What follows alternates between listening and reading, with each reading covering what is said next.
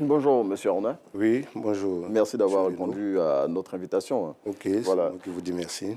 Avec vous aujourd'hui, on va parler d'un sujet qui intéresse les populations ivoiriennes parce qu'on le sait, le football, c'est le sport roi dans notre pays. Dites-nous, on a vu récemment, malheureusement, hein, je vais le dire ainsi, des photos de Laouri Junior, Oui. un membre du club, de votre club, De notre club. le club Omnisport de Korogo sur les réseaux sociaux.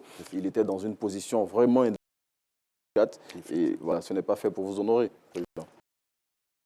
Effectivement, nous avons également été désagréablement surpris de voir les images de nos joueurs sur les réseaux sociaux. Et ce qui, évidemment, pour le club même et puis peut-être pour sa famille même biologique, n'est pas honorable. Nous avons également appris sur les réseaux sociaux que le club a abandonné le joueur, ce qui est archi faux. Je suis moi-même le président de la section football du COK. Dans la même période, le président Ouattara Bakari était un peu souffrant. Oui. Il a même passé quelques jours à la clinique de l'Indigné. Et lorsque nous avons eu écho, c'était après le match contre Denguélé, oui, le 17 octobre. Oui. Et le lendemain, on n'avait pas d'entraînement, c'était le mardi, et on devait reprendre les entraînements le mercredi. Et évidemment, il ne s'est pas pointé à l'entraînement. Oui. Et j'ai même demandé aux encadreurs de bien vouloir l'appeler pour comprendre ce qui n'allait pas. Et je pense qu'après le coup de fil, il m'a été signifié qu'il dit qu'il ne se portait pas bien, qu'il avait des douleurs au niveau des articulations, et puis un peu la bouche amère. Donc, comme vous le savez, en Afrique, très souvent, on fait notre premier diagnostic. Lui-même, il s'est dit que c'est un palu. Bon, mais il ne s'est pas limité là. Il est allé dans une clinique, évidemment, pour aller se faire consulter. Et les gens lui ont dit effectivement qu'il faisait un palu. Et ils lui ont prescrit des médicaments, évidemment, pour le palu. Et quand il est rentré chez lui, je crois qu'il a pris ses médicaments le même soir du mercredi. Et c'est le lendemain matin, c'est-à-dire le jeudi matin, qu'il a eu des difficultés pour se lever. Oui. Voilà. Et donc, il a quand même forcé, il s'est levé, il est retourné à la clinique. Et je crois que là, ils lui ont dit non, comme on vient de te faire la prescription hier, oui, je pense qu'il faut terminer d'abord le traitement. Et puis bon, ben, on verra pour la suite. Et je crois que c'est avec ce traitement, le surlendemain, c'est-à-dire le vendredi, là même il a dit carrément qu'il n'arrivait même plus à se lever. Jusqu'à présent, M. Ouattara, dans votre récit, M. Aruna, dans votre récit, on n'entend pas parler du COK. Oui, je suis en train de venir. Allons-y. Voilà, donc comme je vous le dis, et donc évidemment, quand nous avons eu cette information, que vraiment il avait du mal, on a fait, évidemment, on a dépêché notre kiné auprès de lui, le docteur Touré, qui est le kinésiste de l'équipe. Et lorsqu'il est arrivé sur les lieux, et puis après constat, évidemment, il a vu qu'il y a les membres inférieurs du joueur qui étaient enflés. Et donc, il m'a appelé, il m'a dit, ah, président, voilà un peu la situation. Monsieur Koné, oui. Monsieur Koné, le récit que vous êtes en train de faire, oui, toute la presse... voilà, toute la presse écrite en a parlé. Voilà, je veux dire, pour aller dans le vif du sujet, oui, le truc, c'est que le joueur, il lançait un SOS. Voilà, quand on a vu ces photos sur les réseaux sociaux, et c'est ce SOS-là qui, justement, nous a interpellés pour qu'on en parle aujourd'hui. Qu'est-ce qui s'est passé véritablement? Quand vous vous êtes rendu compte qu'il était malade, qu'est-ce que vous avez fait concrètement? Ok, voilà pourquoi je suis en train de vous expliquer. Non, le kiné est arrivé, il a donné un certain nombre de traitements qu'il fallait. Oui. On a envoyé de l'argent, il a acheté. Le CO Korogo a envoyé de l'argent? Le CO Korogo. Moi-même, en tant que président de la session football, c'est moi qui ai fait le dépôt. Mais si vous avez envoyé de l'argent, à quel moment vous avez envoyé l'argent et pourquoi il s'est retrouvé sur les réseaux sociaux en train de demander de l'aide? Je vous explique. J'espère que je suis venu pour pouvoir m'exprimer. Oui, mais laissez-moi faire mon évolution. On n'a pas suffisamment de temps. On a bien compris. On a bien compris que voilà, après l'entraînement et tout ça. Et donc, voilà, au fur et à mesure, les membres étaient enflés. Le kiné est en train de faire son traitement jusqu'à ce que les membres descendent. Et donc, il était question maintenant, puisque avec les membres enflés, c'était un peu compliqué, de l'envoyer maintenant dans une clinique pour les traitements. Dans la même période, qui devait l'envoyer à la clinique. Effectivement, dans la même période, la fille, évidemment, comme vous savez, sont les joueurs ivoiriens ont été contactés peut-être par des collègues joueurs qui sont arrivés également et ils ont constaté l'état du joueur. Quand la fille a été contactée? Et quand la fille a été contactée, ils nous ont appelés pour dire qu'ils souhaitaient envoyer l'enfant à la clinique Farah. Oui. Et donc, ils souhaitaient que... On ne va pas citer le nom des établissements. D'accord, ok, d'accord, pour l'envoyer dans une clinique. Et le premier jour, nous lui devons demander 30 000 francs pour pouvoir transporter le... Que vous avez donné ou pas? Qu'on a donné, évidemment. Oui. Ils sont allés pour une première consultation. Et après ça, ils devaient repartir pour des analyses complémentaires. Et qu'est-ce qui s'est passé? Et là, ils nous ont demandé la somme de 100 000 francs que le club également a donné. Le président Ouattara Bakari a décaissé. Donc 130 000 francs en plus du kiné que vous avez fait comme action pour pouvoir soulager le joueur. Comme je l'ai dit, à 2 reprises, on a payé des médicaments pour le kiné, à près de 50 ou 60 000 francs. C'est la première facture qui m'a prêté 45 000. Président, ainsi de suite. Vice-président, vous avez fait tout ça. Pourquoi il s'est retrouvé sur les réseaux? Je vous explique. Donc maintenant, après les 2 analyses à la clinique, évidemment, on attendait les résultats. c'était le vendredi, je suis passé, qu'il devait se présenter. Oui. Et à notre grande surprise, pendant que nous sommes en attente de ces résultats, moi-même, c'est le lendemain matin, je suis en train de venir au travail, que ma femme m'informe que le joueur se retrouve au HMA et que l'équipe de Zoromac serait allée le chercher pour l'envoyer de l'autre côté. Bon, nous, on a été évidemment surpris. Parce qu'on n'a pas été informés. Président, je vais vous arrêter parce que moi, j'ai échangé personnellement avec Laouri Junior. Je l'ai eu au téléphone. Il m'a dit que après, comme vous avez dit, le passage du kiné, il n'a plus de vos nouvelles. Moi, mais j'ai été là-bas, je suis allé voir le joueur, la demande du président. Il a dit qu'il n'avait pas de vos nouvelles et que les choses traînaient, son état était en train d'empirer. Donc lui, je veux dire, tout ce qu'il avait comme souci, c'était que sa santé se rétablisse. Donc du coup, c'est la raison pour laquelle c'est retrouvé sur les réseaux sociaux. Pour un traitement adéquat, il y a des analyses à faire. Vous comprenez? Il est parti d'abord pour une première consultation à la clinique. La deuxième consultation, c'était pour des analyses. Donc logiquement, la troisième fois, c'était évidemment pour le mettre sous le traitement. Et là, c'était le vendredi. Et le mercredi soir, l'équipe des Zoromac passe. Selon leur dit, quand ils sont arrivés, l'enfant pleurait, la famille était désemparée. Donc, ils ont décidé sur eux de prendre. Mais à leur place, qu'est-ce que vous auriez fait? Vous l'auriez laissé là-bas? Non, je pense que ce serait mieux d'appeler quand même le club pour en savoir plus sur notre joueur. Non, mais dans l'urgence, est-ce qu'ils n'ont pas bien fait de l'emmener à l'hôpital d'abord et puis après, maintenant, prendre langue avec vous, si vous voulez, pour savoir ce qui s'est passé? Mais déjà, il y a un processus qui était déjà engagé dans une clinique. Donc, le mieux serait qu'au moins qu'ils nous demandent pour qu'on leur dise non, on a rendez-vous vendredi avec l'enfant. Et donc, ce vendredi, donc évidemment, vous aurez souhaité qu'ils laissent le jeune homme à la maison, qu'ils attendent que ce que vous avez engagé comme procédure parte en avant. Bon, Président, on va pas se crêper le chignon sur cela, mais dites-moi, dans tout ce que vous avez cité, je n'ai pas vu que dans l'organisation du club, il y a peut-être une assurance à laquelle vous avez souscrit pour vous occuper de vos joueurs. Oui, on l'avoue, au niveau du club, nous n'avons pas d'assurance maladie pour les joueurs. Mais ce que je peux vous dire, c'est qu'au niveau de la Fédération ivoirienne de football, il y a une assurance déjà qui couvre les joueurs.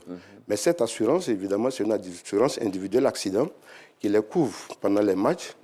C'est-à-dire soit au cours du trajet jusqu'au match, après les matchs, évidemment... Donc vous êtes en train de nous dire que s'ils sont malades, ce n'est pas du ressort de la Fédération ivoirienne de football. Voilà, on n'a pas d'assurance qui couvre évidemment... À leurs propres frais plutôt. Effectivement. Ok, parce que vous n'avez pas d'assurance pour eux aussi au niveau... Nous également, au niveau du club, pour le moment, nous n'avons pas d'assurance maladie. Président, dites-moi, avec 160 000 francs CFA, qui est le salaire minimum voilà, qui a été convenu par la FIF, qui est versé aux joueurs, est-ce que vous pensez que dans le cas de Laouri, il aurait pu se prendre en charge, puisque justement les 30 000, vous avez fait le point de ce que vous avez donné au niveau du club, ça n'arrive pas à 300 000. L'état dans lequel il se trouve, comment vous pensez qu'il allait pouvoir se soigner avec 30 000 francs une fois, 60 000 une autre fois, 100 000 une autre fois? Non, ce que je voudrais vous dire... Et puis vous contestez le fait que l'UFPCI non, je ne conteste pas. Mais je dis simplement qu'ils n'ont même pas informé le club. Maintenant, nous avons commencé, comme je l'ai dit, un processus avec une clinique. Évidemment, si on arrivait le vendredi et qu'on nous disait, par exemple, qu'on doit l'interner, ou alors qu'il y a des produits à acheter, donc, évidemment, le club serait mis à la tâche. On ne peut pas abandonner notre joueur. Aujourd'hui, j'ai comme l'impression que les gens pensent que le Sekokoro est content de l'état de notre joueur. Aujourd'hui, nous avons raté des matchs parce que ce joueur n'était pas présent. C'était l'un de nos défenseurs centraux, vraiment les plus capitaux. Vu sa taille, vu sa corpulence et tout ça. Donc aujourd'hui, nous souffrons de son absence. Mais pourquoi vous n'avez pas vite réagi par rapport à sa situation si vous dites que sa situation vous a été préjudiciable? Non, je ne sais pas si vous me comprenez. Depuis le début de sa maladie, il a été assisté par le kiné. Évidemment, quand les pieds sont enflés, moi je prends l'exemple, par exemple, une dent qui est enflée.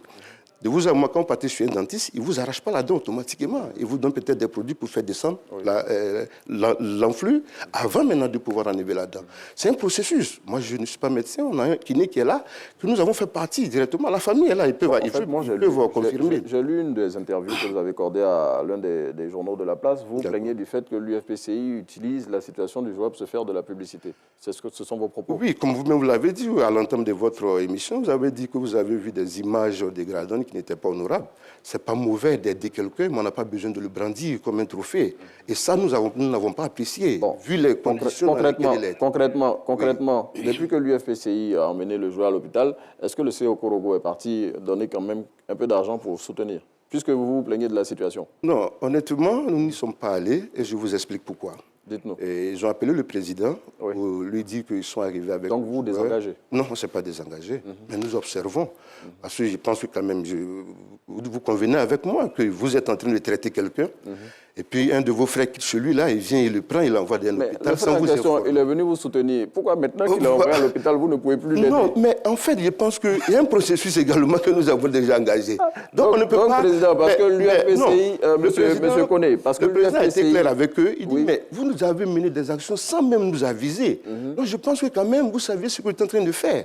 Voilà, donc vous avez fait ce que vous avez voulu faire, vous prenez vos responsabilités. Donc le CO Korogo se désengage? On ne se désengage pas, puisque c'est notre joueur. Nous sommes en train de mener évidemment des démarches. Bon, à vous entendre, le CO Korogo s'en lave les mains comme l'UFPCI. Non, on ne peut pas se désengager puisque c'est notre joueur.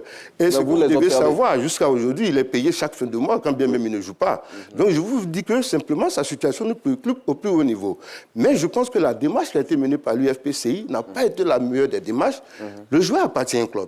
La moindre des choses, vous informez le club. Vous êtes d'accord avec moi? Non, mais on voilà, était donc ça, à ce niveau-là... Je ne veux pas faire l'avocat de l'UFPCI, mais on était dans une situation d'urgence par rapport à l'état de santé du joueur. Mais ils sont venus vous aider.